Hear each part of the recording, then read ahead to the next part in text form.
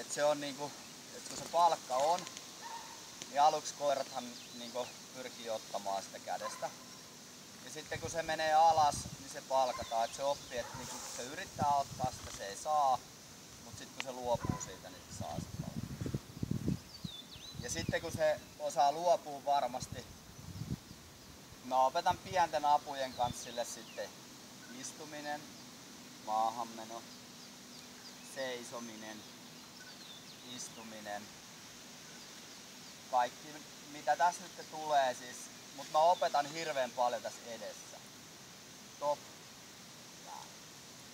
clutch, sit, top, hyvä, hieno toi. Mutta et mä käyn noita, niin kuin ensin kun se on aktiivinen ja luopuva, niin sitten mä käyn noita läpi. Ja sitten kun sille opettaa ruoankikkaa, niin sen pitäisi koko aika, jos sitä vie vaikka alaspäin ruoalla, niin sen pitäisi luopua koko aika. Clutch, sit, et se ei yritä välissä niin sörkiä. Top, clutch, sit. Ja toi on niinku ensimmäisiä asioita, mitä mä käyn läpi sen kanssa. Ja se saa niinku, osaa se saa vihjettä ja sit osan se saa keksiä.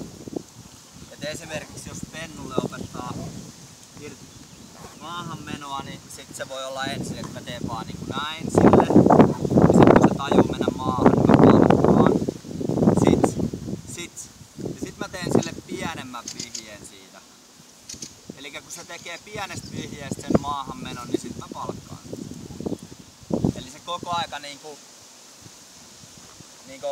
pyrkii itse miettimään, että mitä toi vihje voisi, että se lukee mua, mutta se pyrkii itsekin miettimään, että mitä toi vihje voisi tarkoittaa, jolloin siihen tulee pian annos operanttia oppimista.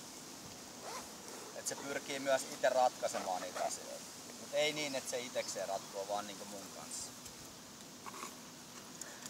Irti.